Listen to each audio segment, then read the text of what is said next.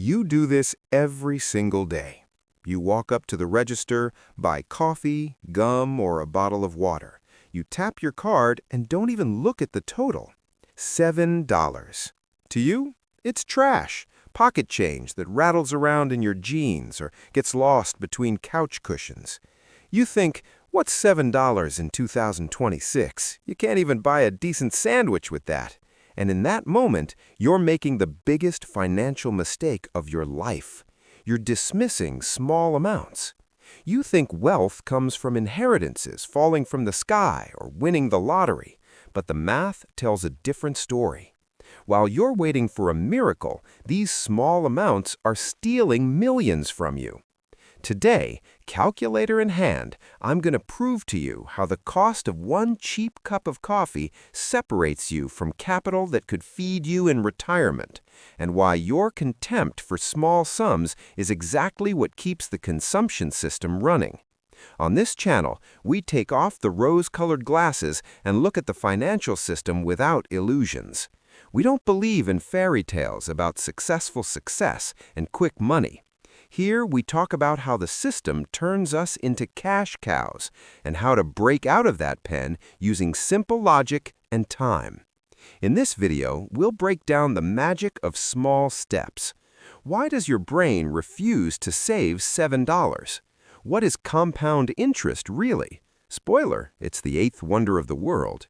And I'll give you a concrete strategy to turn wasteful spending into real capital, even if your salary seems laughable to you. This video might ruin your mood, but it will help save your future. Let's be honest, why don't you invest? The most common excuse I hear is, I don't have money. Listen, I make $4,000. I barely have enough for food. What investments? When I'm earning $1 million, then I'll start. This is a lie. It's self-deception sold to you by your lazy brain.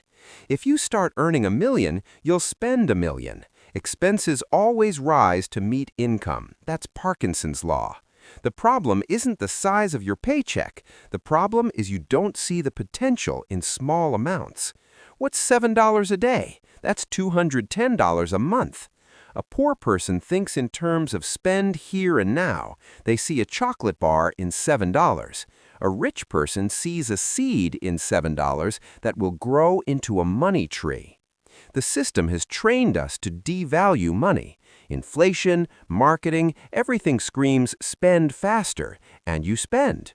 Take out coffee, subscriptions to services you don't watch, taxis instead of buses. You're flushing your budget down the toilet $7 at a time, then complaining that the government owes you something.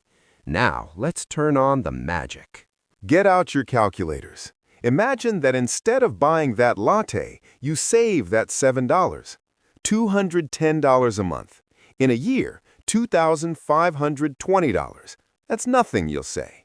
Over 10 years, that's only $25,000. You can't even buy a Tesla. And you'd be right if you're storing money under your mattress. Inflation will devour everything there. But we're talking about investments. We're talking about compound interest. Let's say we invest that $210 a month in American stocks or bonds with an average return of 15% annually.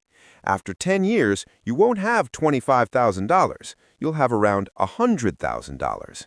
After 20 years, that's nearly $2 million. Think about it. You didn't do anything heroic. You simply gave up one unnecessary purchase per day. And after 30 years, hold on to your chair. That's almost $7 million. $7 million out of thin air from that very pocket change you despise today. With that money, you can buy an apartment or live off dividends.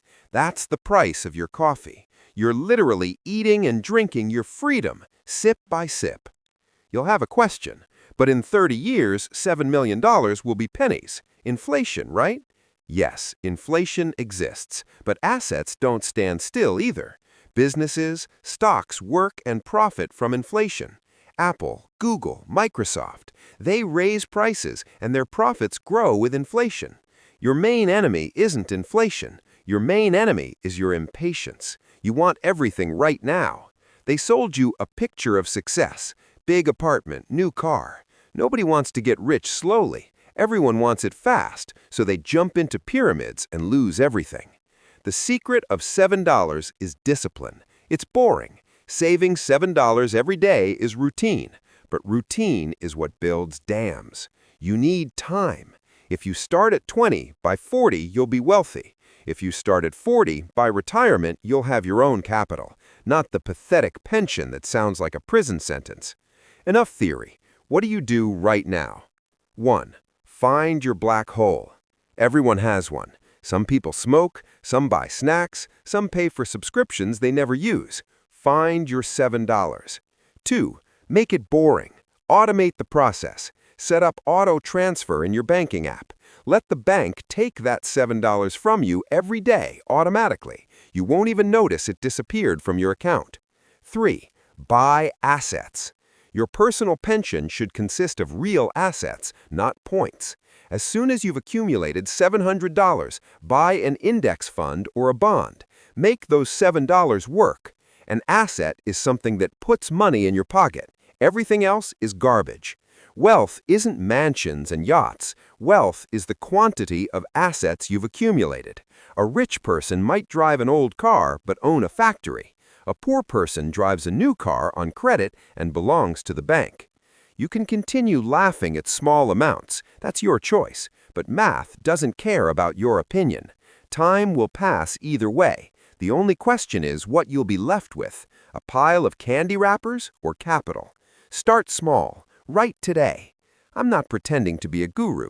I just write about what I see in the economy. And if this video made you think, hit that like button and subscribe to this channel. It helps the algorithms find others like us who want to understand what's really happening.